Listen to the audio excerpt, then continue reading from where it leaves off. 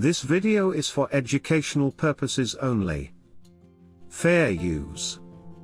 Copyright disclaimer. Under Section 107 of the Copyright Act 1976, allowance is made for fair use for purposes such as criticism, comment, news reporting, teaching, scholarship, education and research.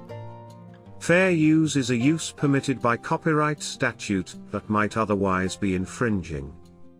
Non-profit, educational or personal use tips the balance in favor of fair use.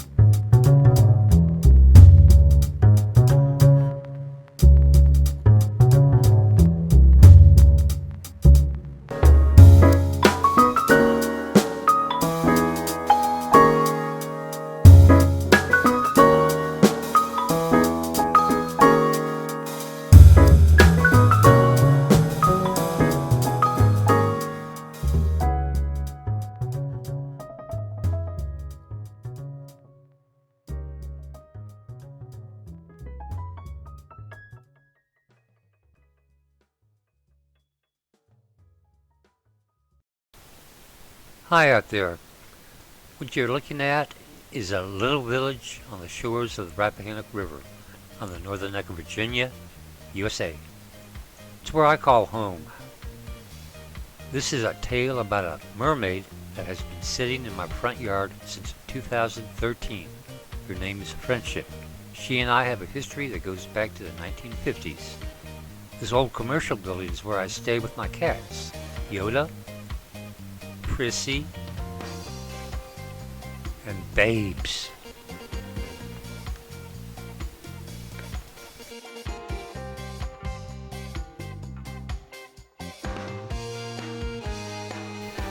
I feel blessed to live on the shores of the Rappahannock and look out on the river at any time. To me, she's a living, breathing spirit. Like the human spirit, some days she's calm and peaceful, and other days wild and temperamental, always changing. By the way, my name is Chancey Foster. The E stands for Emerson, my middle name. Whenever the opportunity presents itself, I like to get out on the river and windsurf. Something I've been doing for the past 35 years or so. It's a good way to learn the ways of the river, always seeking that elusive harmony with her. I've always loved the sea, and maybe that's why I've always felt a personal attraction to Friendship, the Sea Maiden.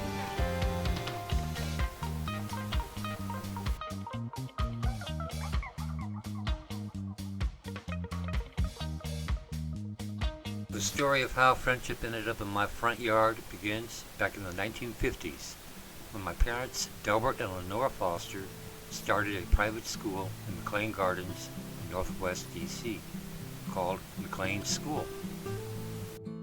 Mclean Gardens was a 43-acre garden community consisting of 31 red brick buildings located on land that was once the estate of John Roll Mclean. He named it Friendship.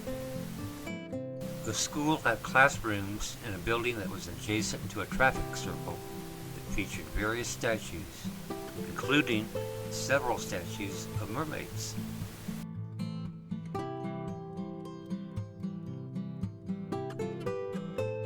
In the same building was housed a Marriott's Hot Chops cafeteria. Now I'm not sure who owned what or the exact dates, but when the cafeteria moved out of Mclean Gardens back around the 1970s, the Marriotts gave my parents one of the mermaids.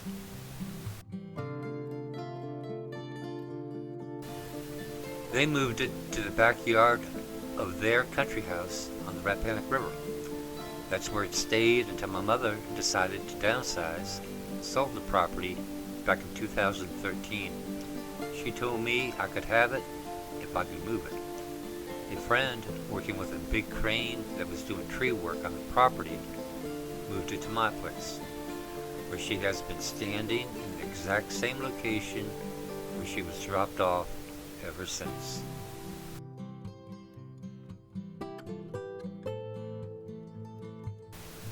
Their friendship sat neglected for a number of years. I had some old blue paint laying around that my mother had given me to use on her. I was planning on slapping some of that on her, but I never seemed to have the time to get around to doing the job. I did appreciate having her around because her presence always gave off a positive vibe. Plus, I heard mermaids brought good luck and protected the premises against spiritual harm, like Serenka, the famous mermaid of Warsaw. It wasn't until I took a trip out west to Denver, Colorado for the 2018 Flat Earth Conference that I started awakening to the possibility that there might be more to friendship than I had ever imagined.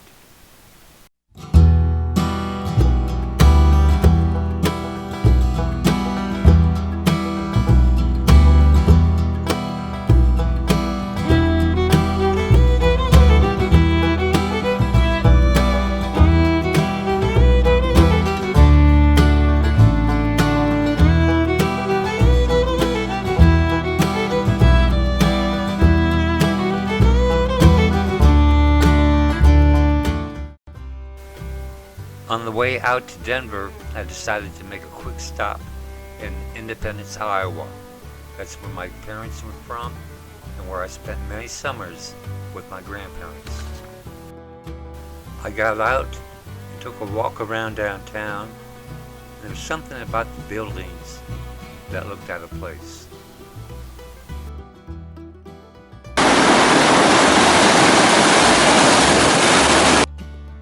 After that, I stopped by the church where my grandparents and I attended Mass every Sunday. It looked a lot more ornate than I remembered.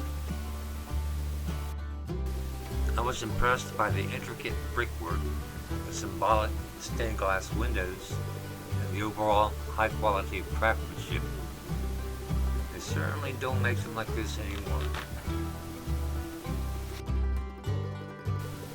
I would have loved to have stuck around and investigated the town further, but I had to be in Denver the next day, about 800 miles down the road.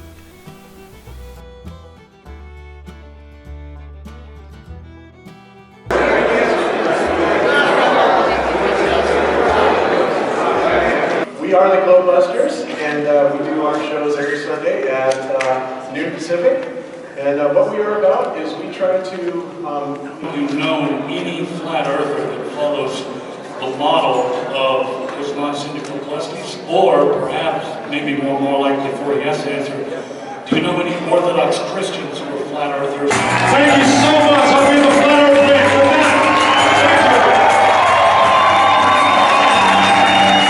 Come on down.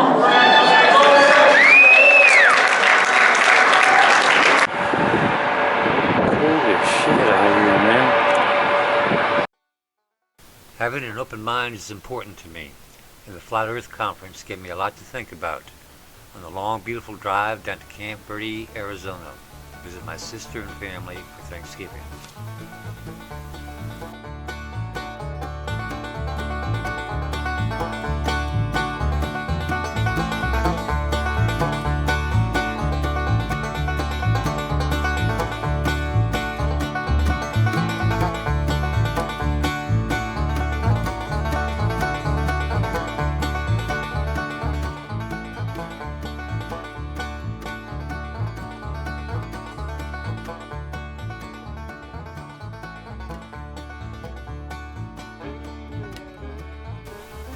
On a day trip to nearby Jerome, I couldn't help but notice the similar red brick architecture that looked very much like the red brick buildings in downtown Independence, Iowa.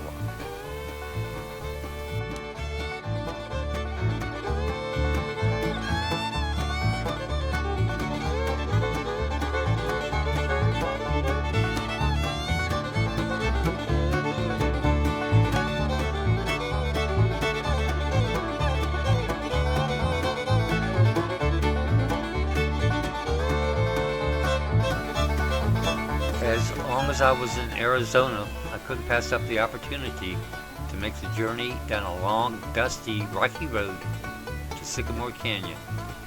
It was here where I took my first hit of LSD back around 1975.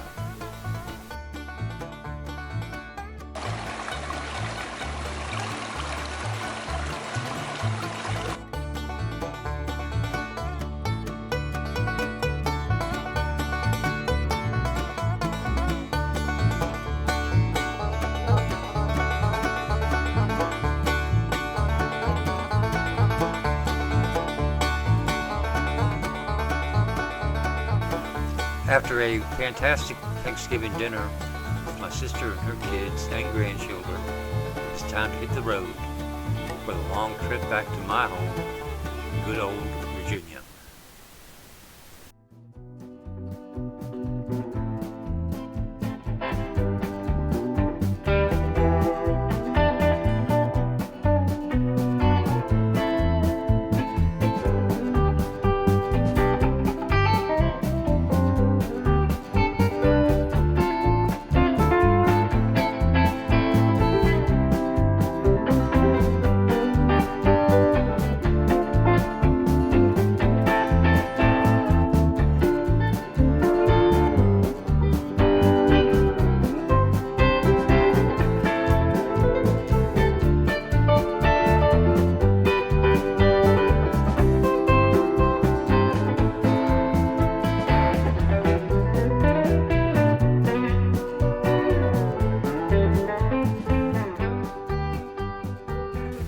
I was grateful to see my cats again when I got home, and the next day I began to think more and more about that statue sitting in my front yard.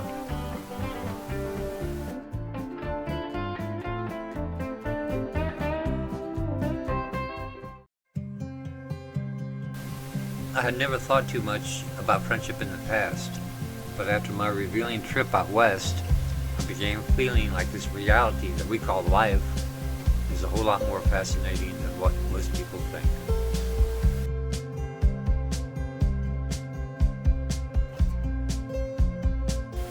Questions about friendship began to arouse my curiosity. The first thing I wanted to know, what material was she made of?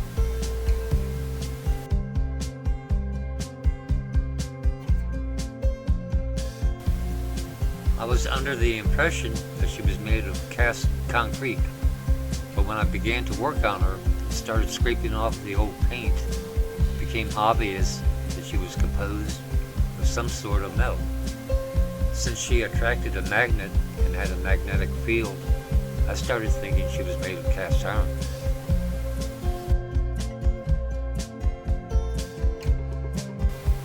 After giving the old girl a good scraping and cleaning, there was no evidence of rust to be found, so it wasn't likely she was made of cast iron. It also became apparent that she was painted in gold originally.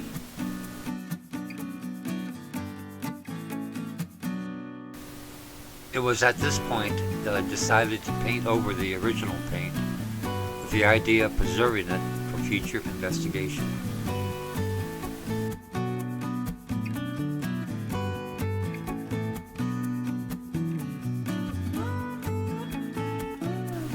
As events began to unfold, it was looking like the old girl might be something special.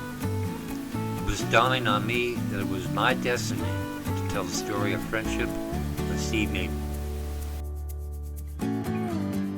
What I consider a moral obligation.